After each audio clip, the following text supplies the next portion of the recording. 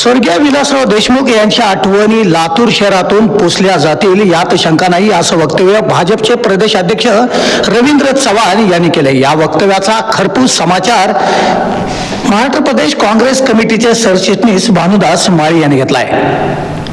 आपण आता सरळ जातोय भानुदास माळी यांनी या वक्तव्याचा कसा समाचार घेतलाय ते पाहण्यासाठी.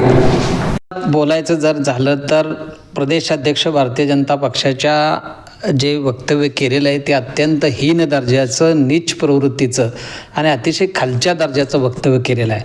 अर्थात हे रवींद्र चव्हाण बोलत नाही, हे भाजप आणि RSS बोलत आहे.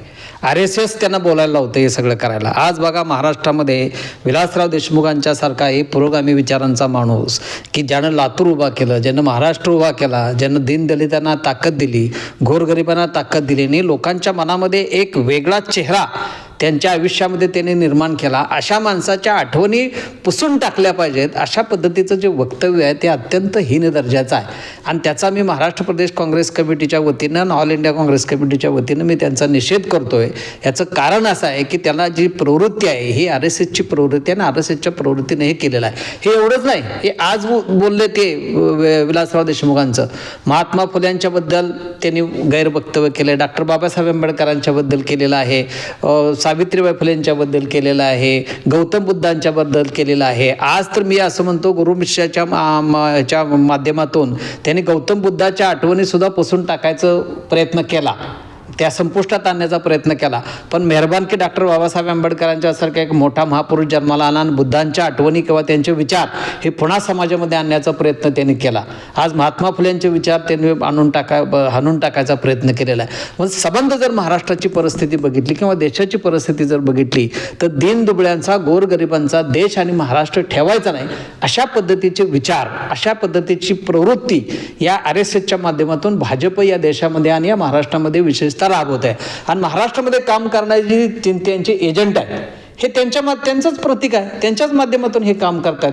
आज जर आपण बघितलं महाराष्ट्रामध्ये मनरेगासारखी योजना जी श्रीमती सोनिया गांधींनी चालू केली की ज्याच्यामुळं लाखो करोडो लोकांना रोजगार मिळत होता, आज त्याचं काय केलं तुम्ही? ते बंद पाडायचा प्रयत्न केलेला आहे. काय चाललंय तुमचं? विश्वास पाटील थोर मोठा स्वतःला साहित्यिक समजतो, त्यानं काय वक्तव्य केलं की गावामध्ये आता पाटलांनी आणि कुलकर्ण्यांनी गाव चालवलं पाहिजे.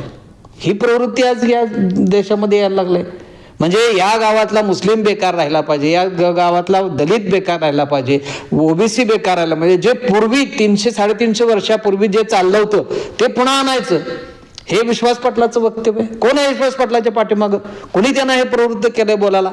या सगळ्या वक्तव्यांचा आम्ही निषेध करतो. संबंध महाराष्ट्रातली परिस्थिती, आज धारावीची वस्ती आहे, आज कोणाला दिलेलं आहे? बॉम्बे महानगरपालिका का पाहिजे त्यांना?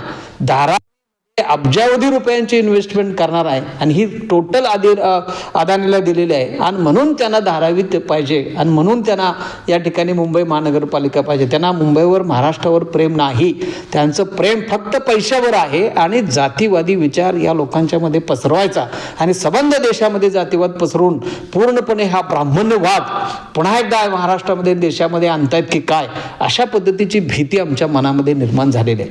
आज आपण बघतो मराठी शाळा बंद करायचं चाललेलं आहे, त्या अदानीला देऊन टाकलेल्या आहेत. खाजगी शाळा, त्या सगळ्या सरकारी शाळा आहेत त्या सगळ्या बंद करून अदानीला द्यायचं काम चालू आहे. एअरपोर्ट त्याला दिलेले आहेत, नवी मुंबईचं एअरपोर्ट त्यांना दिलेलं आहे, रेल्वे त्यांना दिलेलं आहे, LIC त्यांना दिलेले आहे. या देशामध्ये आज तुम्ही आसामचं बघा, लाखो हेक्टर जमीन तिथल्या मुख्यमंत्र्यांना अदानीला देऊन टाकलेली आहे. काय चाललंय या देशामध्ये?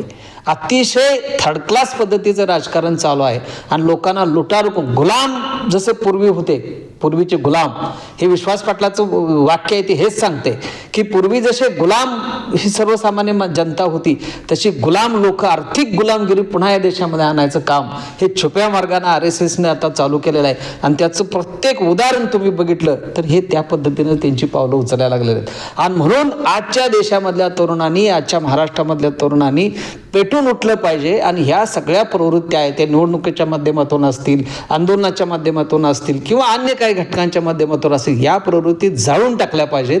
हे काम तुम्हाला ना आम्हाला नजीकच्या महाराष्ट्रामध्ये भविष्यामध्ये आपल्याला करावं लागेल. तरच खऱ्या अर्थानं फुले शाहू आंबेडकरांचे विचार असतील, नरेंद्र दाभोळकरांचे विचार असतील, किंवा गोविंद पानसरेंचे विचार असतील, किंवा गौतम बुद्धाचे विचार असतील, हे सगळे विचार आपल्याला आता जोपासले पाहिजेत. आणि हे जोपायचं असं असेल तर पुरोगामी विचारांची माणसं, या आठवणी, विलासराव कोण होते? पुरोगामी विचाराचा माणूस होता, दीनदयाळांना बरोबर घेऊन जाणारा माणूस होता. आणि म्हणून त्याला ते विचार संपुष्टात आले पाहिजेत. हे वक्तव्य ज्या दिवशी केलं रवींद्र चव्हाणांनी, त्या भाजपच्या प्रदेशाध्यक्ष, त्या दिवशीच त्यांची प्रवृत्ती काय हे आम्हाला कळलेलं आहे. आणि म्हणून हे सगळं संपुष्टात आणायचं असेल तो लोकांनी आता भाजपसारख्या जातीवादी पक्षाला, आणि त्याच्याबरोबर काम करणारे जे पक्ष आहेत, मग तो राष्ट्रवादी असेल, शिवसेना असेल, किंवा अन्य आठवल्यांचा गट असेल, किंवा आणि कोणी काय असतील, या सुद्धा लोकांना याच ठिकाणी ठेचून काढलं पाहिजे. तरच खऱ्या अर्थानं लोकशाही पुन्हा येईल. बाबासाहेब आंबेडकरांचं संविधान पुसून टाकायला सुद्धा वेळ लावणार नाहीत, याची भीती आम्हाला वाटायला लागलेली आहे. जर तुम्ही विलासराव देशमुखांचे विचार पुसायला लागला, शिवाजी महाराजांचे विचार पुसायला लागला, बाबासाहेब आंबेडकरांचे विचार सुद्धा तुम्ही पुसून टाकाल, उद्या घटना सुद्धा तुम्ही बदलणार आहे. आम्हाला माहिती आहे पॅरलल घटना तुमच्याकडे तयार आहे, पण लोकांच्या दबावामुळे ती तुम्ही आणलेली नाही. ती सुद्धा येईल का काय, ही आमच्या मनामध्ये भीती निर्माण झालेली आहे. आणि म्हणून मला तुमच्या माध्यमातून, प्रेसवाल्यांच्या माध्यमातून मला सांगायचं आहे की लोकांनी या प्रवृत्तीला ठेचून काढा, तरच खऱ्या अर्थानं भविष्यकाळ उज्ज्वल आहे. अन्यथा येणारी पिढी आम्हाला माफ करणार नाही. साहेब, रवींद्र चव्हाण जे आहेत त्यांच्याकडून अनेक वेळा अशा प्रकारची वक्तव्य केली गेली आहेत. काँग्रेसची त्या भविष्यकाळात काय भूमिका राहणार आहे, तर या प्रकरणाला कशा पद्धतीने काँग्रेसनं घेतलं आहे आणि याचा कशा पद्धतीने महाराष्ट्रात निषेध केला जाणार आहे? एक लक्षात ठेवा, मनरेगा आत्ता जो त्यांचा विषय आहे, त्या मनरेगाच्या विरोधामध्ये आम्ही परवाच रस्त्यावर उतरलो होतो सातारमध्ये. आमचे जिल्हाध्यक्ष रणजित देशमुख यांच्या नेतृत्वाखाली आम्ही तिथं कार्यक्रम घेतला, उतरलो. आणि आज संबंध रवींद्र चव्हाणांचं या ठिकाणी निषेध व्यक्त होतोय. आता निषेध व्यक्त होऊन मला रस्त्यावर येऊन आंदोलन करून तो केला पाहिजे असं नाही, पण विचाराची प्रवृत्तीची माणसं, विचारानं क्रांती घडवण्याचं मत. महात्मा गांधींनी काय केलं? अहिंसेनेच सत्याग्रह केला. तोच सत्याग्रह पुन्हा करावा लागेल. आणि या महाराष्ट्रामध्ये, या देशामध्ये पुन्हा फुले शाहू आंबेडकरांचं राज्य, गांधी नेहरूंचं राज्य आणायला प्रयत्न करावा लागेल. आणि काँग्रेस त्या एका विचारानं, राहुल गांधींचे आज विचार बघा काय आहेत. परदेशामध्ये त्यांना सन्मान केला जातो, परदेशामध्ये त्यांचा मान सन्मान राखला जातो. अनेक लोक त्यांना विचारतात, आज ट्रम्प सांगतो आणि नरेंद्र मोदी ऐकतायत. ही भूमिका आज देशामध्ये निर्माण झालेली आहे. राहुल गांधीला चॅलेंज करू शकत नाही कोणी, इतके स्पष्ट विचार आज, आणि त्यांच्या इतका नॉन करप्ट पॉलिटिशियन या देशामध्ये कधी झालेलं नाही अजून. ही वस्तुस्थिती आहे. म्हणून राहुलजींच्या नेतृत्वाखाली या महाराष्ट्रामध्ये आम्ही पुन्हा अतिशय चांगल्या पद्धतीची क्रांती घडवण्याचा प्रयत्न निश्चितपणानं काँग्रेस लोक करतील आणि आम्ही त्यांच्या पाठीशी उभं राहणार आहोत. धन्यवाद सर, धन्यवाद.